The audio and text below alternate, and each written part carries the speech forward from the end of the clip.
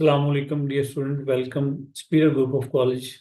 We were discussing T2, Paper A of Superheroes. MCQs 1, Alpha, second one, Alpha, third, Charlie, fourth, Delta, fifth, Delta, sixth, Alpha. Biome and give name of two biome. तो definition लिखेंगे biome की और उसके बाद दो कोई से biomes जो है उनका जिक्र करेंगे, जैसे फॉरेस्ट है, ग्रासलैंड है, वुडलैंड है, एटसेट्रा। ऑटोकोलॉजी और सिनेकोलॉजी, तो study of single population relationship to the environment, it mean के डेफिनेशन देंगे और फिर इसी तरह से सिनेकोलॉजी की डेफिनेशन दे देंगे। हाँ, टाइम अगर आप चाहें तो इसमें एग्जाम्पल्स दें, जरूर एग्जाम्पल्स लिखें।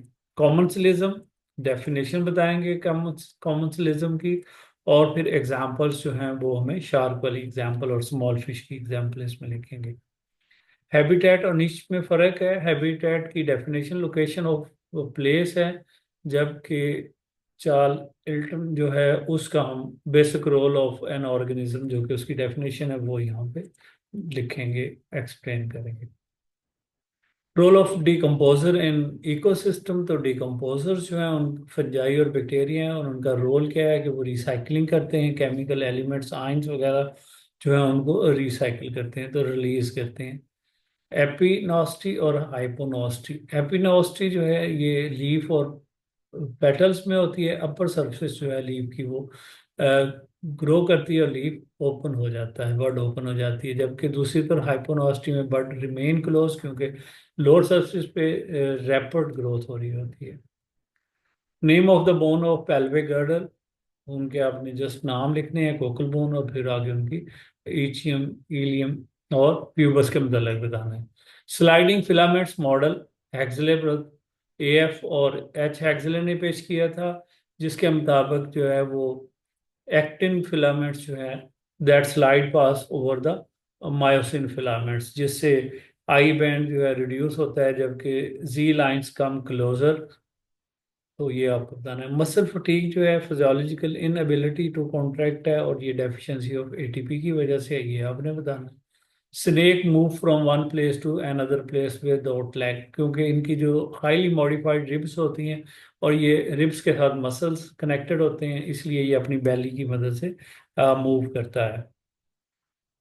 लॉन्ग क्वेश्चन है जी, main points that model which explain muscle contraction. तो मसल कॉन्ट्रैक्शन का जो मॉडल है वो स्लाइडिंग फिलामेंट मॉडल है। हाइपोसिस के मतलब उसका आपने बताना है। हाइपोसिस कोई ही बाद में थ्योरी का नाम दे दिया गया और थ्योरी की डिटेल आपने बतानी है along with the diagram. Succession, succession की डेफिनेशन लिखेंगे और जीरो सीयर, एक ड्राई रॉक्स होती हैं जीरो सीयर में आती हैं और उसकी स्टेजेस जो हैं वो आप सारी की सारी एक्सप्लेन करेंगे step by step with the heading.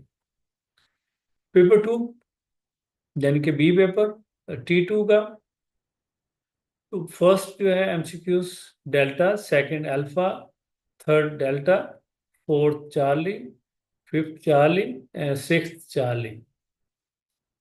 Then ecology और बायोस्फीयर की डेफिनेशन। इकोलॉजी आपको पता है relationship organism to their environment, और बायोस्फीयर जो है that is the part of the earth where living organism exist करते हैं। फूड चेन की डेफिनेशन और एग्जांपल आप उसके एक्सप्लेन करेंगे। ग्राइजिंग जो है कैसे बर्न करता है तो उसका ओवर ग्राइजिंग का बताएंगे, और ओवर ग्राइजिंग में आप बताएंगे कि लैंड जो है वो बैरन हो जाती है। Root nodules in plants symbiotic association है, जिसमें बैक्टीरिया होते हैं जो कि नाइट्रोजन को फिक्स करते हैं, जिनको हम नाइट्रीफाइंग बैक्टीरिया कहते हैं, तो उनका फंक्शन। डी नाइट्रिफिकेशन बताएंगे कि नाइट्रोजन जो है back into the atmospheric with the help of D nitrifying bacteria, वो आप उसकी एग्जाम्पल। बंडल कैप्स जो हैं ये वास्कुलर बंडल्स के दरमियान में होते हैं। एडिशनल स्क्लेरोकाइमेटस सेल्स होते हैं जो कि स्ट्रेंथ प्रोवाइड करते हैं, तो ये इनका रोल है। कीमियोटैटिक और कीमियोट्रोपिक। कीमियोटैटिक आपको पता है कि मूवमेंट स्टिमुलस ऑफ केमिकल है, जिसमें एक वो पोल बॉडी जो है वो मूव करती है, जैसे लिवर वॉट्स पंप की एग्जांपल दी जाती है। कीमोट्रोपिक ट्रोपिज्म जो है that is the movement in the response to the some chemicals, जैसे हाइफी ऑफ द, यानी कि पार्ट ऑफ द प्लांट या पार्ट ऑफ द ऑर्गेनिज्म जो है वो मूव करता है, जैसे फंगस में हाइफी की मूवमेंट कहते हैं। डिसएडवांटेज ऑफ एक्सोस्केलेटन, तो डिसएडवांटेज ये है कि क्योंकि हार्ड है, इनर्ट है, तो उसमें ग्रोथ नहीं होती। जबकि जब इसकी मोल्डिंग हो रही होती है तो then it is can easily be taken by their predators, तो ये उसका प्रॉब्लम भी है। और मूवमेंट में भी हिंड्रेंस क्रिएट करता है। कार्डिक मसल्स जो हैं दे आर ब्रांच्ड हैं, स्टीरिएटेड हैं, और सिंगल न्यूक्लियस पर सेल प्रेजेंट होता है, चेन्स ऑफ सेल्स होती हैं, और ये फटीग नहीं होते, इनवॉलेंटरी इनएक्शन है। तो तीन चार पॉइंट्स लेने हैं। प्लेंटीग्रेड और डिस्ट्रीग्रेड। प्लेंटीग्रेड प्रिमिटिव लाइफ है और लोकोमोशन है, जिसमें और मैमल्स जो हैं वॉक करते हैं, देयर सोल। और इसी तरह से डिस्ट्रीग्रेड में they move on their digits जो हैं। दोनों की एग्जांपल्स भी आपने देनी है। Hinge joint and explain it how it move by antagonistic. तो पहले हिंज जॉइंट जो है उसकी डेफिनेशन लिखेंगे, मसल्स के मतलब बताएंगे, फिर एंटागोनिस्टिक अरेंजमेंट की डेफिनेशन लिखेंगे, और फिर फ्लेक्शन और एक्सटेंशन जो है उनकी डिटेल के साथ जिक्र करेंगे at the elbow joints. Flow of energy in food chain of an organism. तो यहाँ पे हम क्या करेंगे कि पहले एनर्जी जो है रेडिएंट हीट यानी कि लाइट की सूरत में जो सन से आती है उसके मतलब बताएंगे, प्रोडक्टिविटी के मतलब बताएंगे, ग्रॉस प्रोडक्टिविटी क्या है, नेट प्राइमरी प्रोडक्शन क्या होती है, बायोमास क्या होता है, और फिर एनर्जी के मतलब बताएंगे कि 1% एनर्जी जो है वो यूटिलाइज होती है, 99% जो है वो उसके रिमूव होती है, सोलर एनर्जी जो है वो यूटिलाइज नहीं होती उसमें से। फिर इसी तरह से जो 1% यूज होती है वो एक ट्रॉपिक लेवल से दूसरे ट्रॉपिक लेवल में जाती है, तो वो 80 to 90% लॉस होती है, यानी कि 10th पोर्शन जो है उसका आगे जाता है।